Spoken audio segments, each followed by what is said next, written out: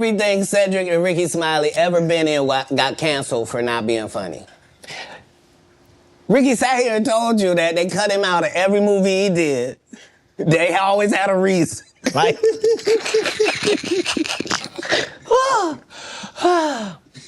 that's why I'm funny, because I'm a happy person. I laugh all day long. I can't even imagine the misery of these bums. Just to not be good at what you do, not work hard at what you do, but have to act like you the best at what you do. It is crazy. It's crazy. But they be touring, they be doing like 100 shows a year? That's me. I don't run into none of them. That's what I'm saying. If you a Faison Love fan, you mean you've been a fan of him for 32 years, you still waiting on him to do his first special? You mean to tell me if Steve Harvey, your favorite comedian, you mean you've been waiting for him to do stand-up for 15 years now? I mean, Steve got a lot of other...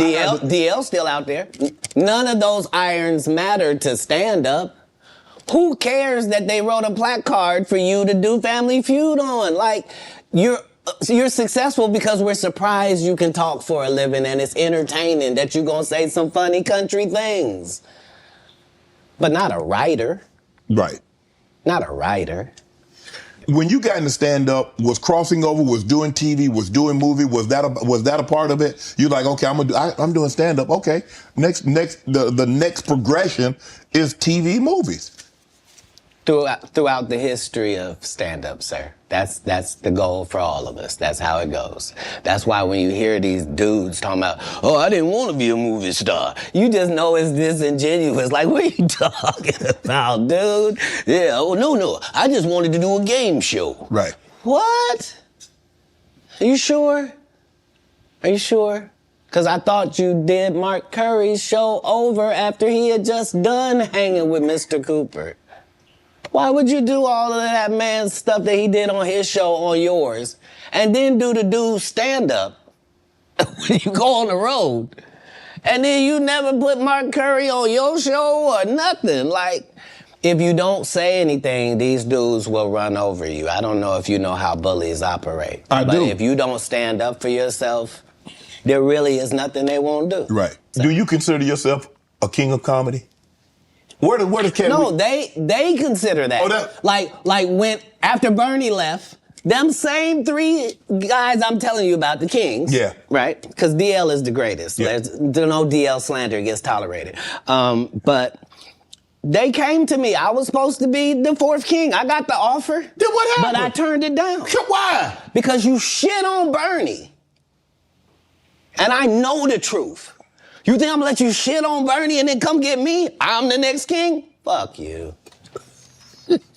Why? Because the whole time Bernie was here, you was acting like you was funnier than him. The reason you was supposed to go last is because it was your tour. Tell the truth. It was Steve's tour. Not it was gonna be called the Kings of Comedy, it was Steve's tour. These are the guys opening for him. Of course you gotta close if it's your tour. That's why it was such a big deal. But you couldn't do it, because you can't beat the best. And until you humble yourself, you will forever be kinged by the king. And because you finally did it, because you had no other choice, and now that he gone, you gonna act like he wanted to be a movie star. You stop it. You stop it. That man was funnier than all of y'all, and y'all thought y'all had one over on him. You thought he was black and ugly, and you were good looking, and he couldn't make it because you did. And that ain't the way comedy works. The king is the funniest. Period. Every time. And that's why no audience member was ever swayed.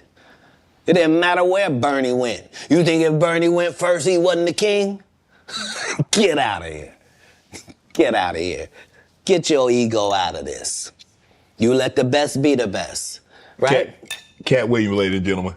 Thanks for coming on, bro. I really appreciate that. Thanks for sharing the stories, setting the record straight. Now, you know they're going to double back.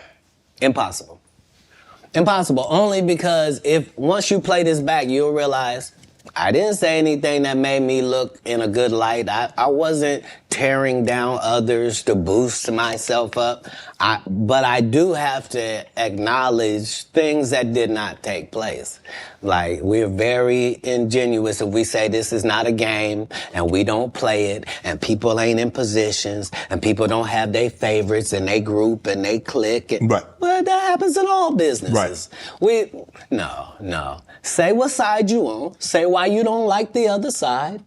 And then get to the game. But in the game, I'm wiping the field with them to the point where they don't even compete anymore. So how you gonna let a dude that been on the bench for 15 years, I would have beat Jordan's ass. Shut up, Jordan is still alive. We'll call Jordan right now. You can't beat him now. Not then, you can't beat him now. Right. Katt Williams.